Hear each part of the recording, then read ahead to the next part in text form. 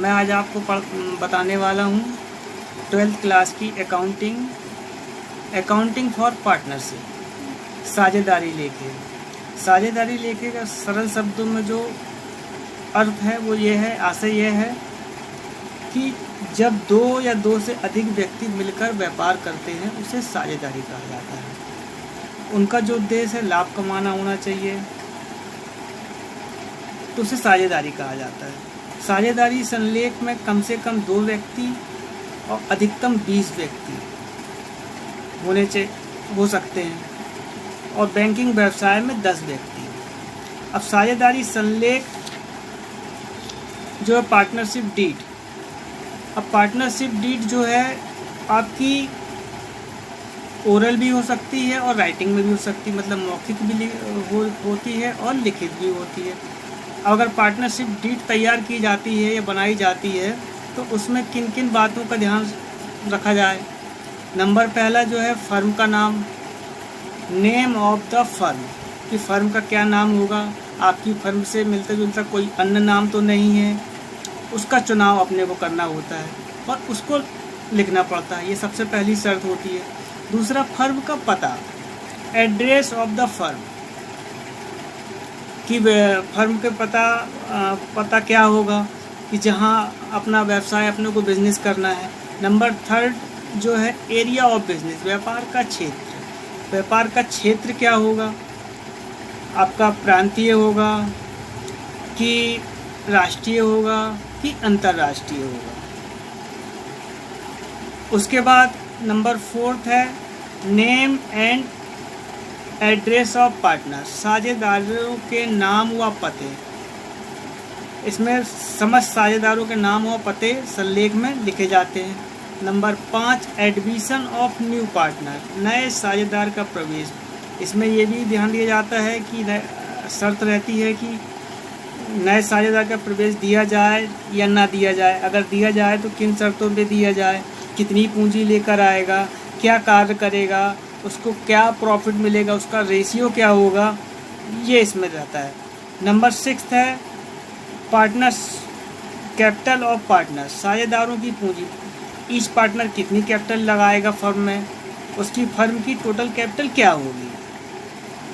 Number 7 है business of firm, firm किस प्रकार और किस प्रकार का तथा किन किन वस्तुओं का व्यापार करेगा, वो थोक करेगा या फुटकर करेगा, यह बिजनेस ऑफ फर्म में आएगा। नंबर 8 है पीरियड ऑफ फर्म। कई बार क्या होता है कि निश्चित समय के लिए फर्म बनाई जाती है, उसका उद्देश्य या उसका एम कंप्लीट होने के बाद फर्म को समापन कर दिया जाता है या ऐच्छिक समापन उसका कर दिया जाता है। नंबर 9 है इंटरेस्ट ऑन कैपिटल, पूंजी पर ब्याज। जो साझेदार द्वारा लगाई गई पूंजी पर ब्याज दिया जाए या ना दिया जाए, और दिया जाए तो किस दर पे या किस रेट पे दिया जाए। नंबर 10 है इंटरेस्ट ऑन ड्राइंग्स, आहरण पर ब्याज या आहरण एवं उस पर ब्याज, drawings and interest on drawings. Firm में साझेदार द्वारा अपने पर्सनल यूज़ के लिए कितनी राशि निकाल सकता है या निकाल सकेगा या नहीं निकाल सकेगा, अगर निकालेगा तो उस पर कितना ब्याज लगेगा। नंबर 11 है प्रॉफिट एंड लॉस रेशियो, लाभ हानि का विभाजन। फर्म में साझेदारों के मध्य जो प्रॉफिट हो रहा है उसका विभाजन किस अनुपात में करेगा, या कैपिटल रेशियो में करेगा या पूंजी के अनुपात में करेगा या किसी अन्य विधि से करेगा।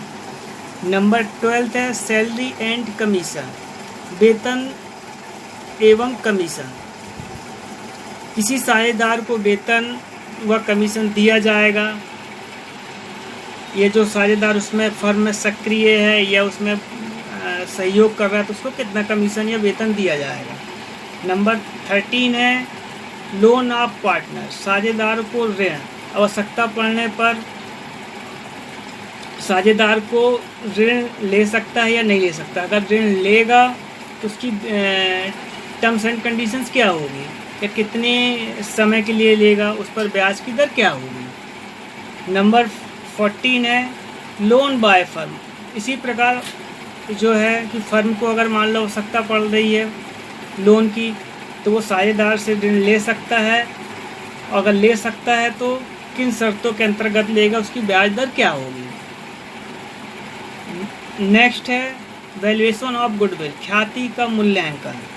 फर्म में किसी व्यक्ति को शामिल करने या उसकी रिटायरमेंट होने, निवृत्त होने या उसकी मृत्यु होने की दशा में फर्म की जो गुडविल है, ख्याति है, उसका मूल्यांकन किस प्रकार किया जाएगा।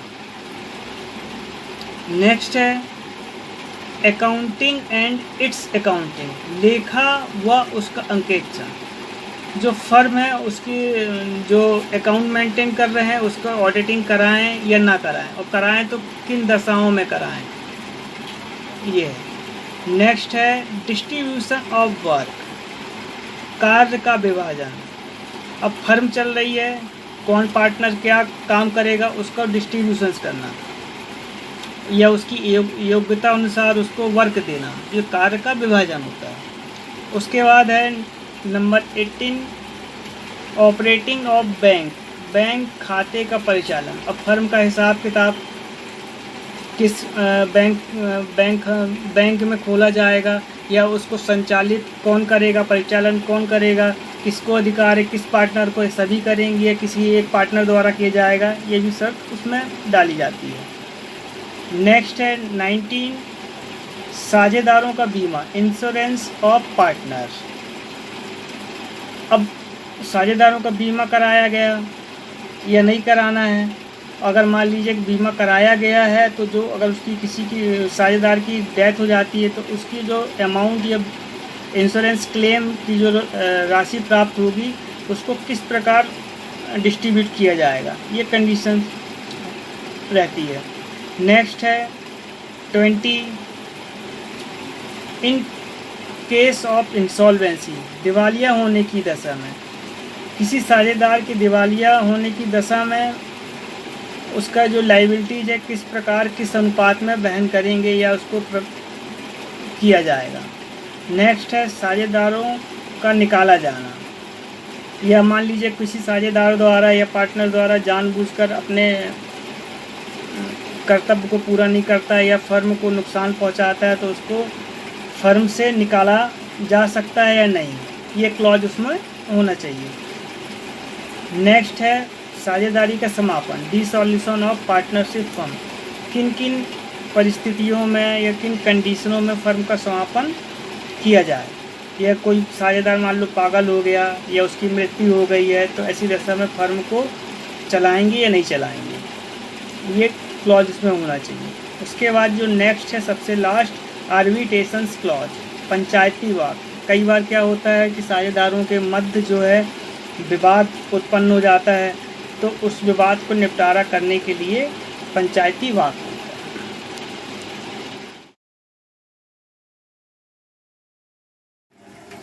अकाउंटिंग फॉर पार्टनरशिप में 3 अकाउंट मेंटेन होते हैं। सबसे फर्स्ट है जो profit and loss appropriation account, इसका मैं फॉर्मेट बता रहा हूं। सबसे पहले आपको profit and loss appropriation account, जो ये अकाउंट मेंटेन होता है for the year ending. Columns खींच लेंगे, पर्टिकुलर अमाउंट, ये 2 कॉलम जो हैं डेबिट के और 2 कॉलम क्रेडिट के। सबसे पहले जो है इस पे क्वेश्चंस में अपन देखेंगे, जब profit and loss appropriation account maintain करेंगे, बनाएंगे, सबसे पहले क्वेश्चंस में देखेंगे कि प्रीवियस ईयर का अगर क्वेश्चंस में प्रॉफिट दिया है तो उसकी एंट्री क्रेडिट साइड करेंगे बाय बैलेंस ब्रॉट डाउन, इसलिए मैंने यहाँ पर ब्रैकेट में प्रॉफिट लिखा हुआ है।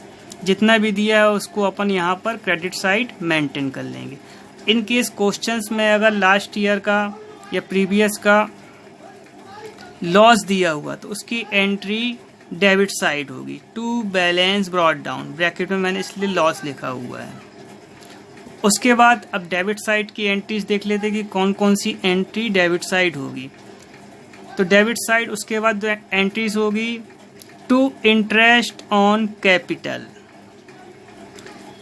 अब जो पार्टनर्स हैं उन्होंने जो भी कैपिटल्स फर्म में इंट्रोड्यूस करी है उस पर इंटरेस्ट चार्ज जो परसेंटेज दिया है उसको निकाल कर यहाँ पर मेंटेन कर देंगे। जैसे ए ने मान लीजिए कि 1 लाख रुपए फर्म में लगाया है और इंटरेस्ट ऑन कैपिटल का परसेंटेज 10% है, तो 1 लाख का 10,000 निकाल कर आप यहाँ मेंटेन कर देंगे, लिख देंगे। इसी प्रकार बी और सी का तीनों का अमाउंट प्लस किया, उसके बाद बाहर यहाँ अमाउंट वाले कॉलम में लिख देंगे। उसके बाद जो नेक्स्ट एंट्री होगी टू सैलरी अकाउंट।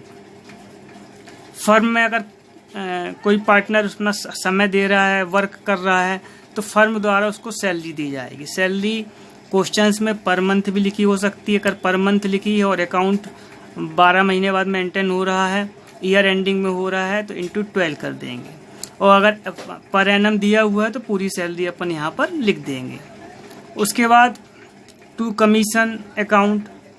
अगर कोई पार्टनर्स मान लीजिए जैसे मिस्टर बी हमने यहाँ लिखा हुआ है, कोई पार्टनर्स ने अच्छी सेलिंग करी है तो फर्म द्वारा उसको कमीशन दिया जाएगा। उसके बाद to interest on loan. Interest on loan का जो परसेंटेज है 6% फिक्स रहता है। जो भी पार्टनर्स के नाम से रहेगा वो अपन 6% निकाल लेंगे और उसकी मेंटेन कर देंगे। उसके बाद नेक्स्ट एंट्री है डेप्रीसिएशन ऑन फिक्स एसेट्स। अगर किसी फिक्स एसेट्स में डेप्रीसिएशन है तो उसको भी अपन लिखकर यहाँ पर डेबिट साइड लिख देंगे। उसके बाद टू बैड डेप्ट। अगर फर्म का कुछ पैसा डूब गया है तो उसकी entry debit side to bad debts के नाम से लिख देंगे। उसके बाद क्रेडिट साइड की एंट्री से पहली एंट्री में बता चुका हूँ। नेक्स्ट आता है बाय इंटरेस्ट ऑन ड्राइंग्स।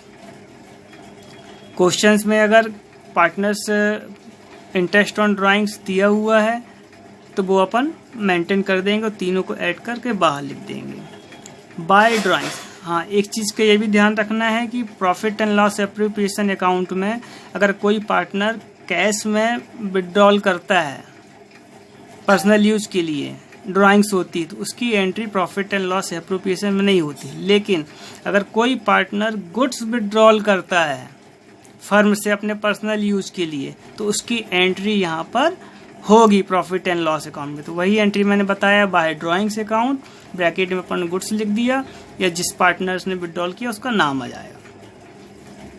इतना करने के बाद अपन ने डेबिट साइड की टोटलिंग किया। अब डेबिट साइड की टोटलिंग किया, मान लीजिए ये टोटलिंग जहाँ की ज़्यादा आ रही है, मान लीजिए यहाँ की टोटलिंग 2 लाख रुपए आ रही है और यहाँ की टोटलिंग आ रही है 1,70,000 और 30,000 रुपये जो बचा तो वो नेट लॉस आएगा। अब लॉस आया तो उसको डिस्ट्रीब्यूशंस भी करना पड़ेगा। तो जो भी क्वेश्चंस में रेशियोज दिए होंगे उस रेशियोज में डिस्ट्रीब्यूट, अगर क्वेश्चंस में इक्वल बोला है तो डिवाइड बाय 3 कर देंगे और डिस्ट्रीब्यूट कर देंगे। 10,000 तीनों को जाएगा। इसी प्रकार से मान लीजिए कि यहाँ का टोटल ज़्यादा आ रहा है और यहाँ की टोटल कम आ रही है यहाँ तक की, तो यहाँ की टोटल से लेस करेंगे, जो बचेगा वो नेट प्रॉफिट आएगा।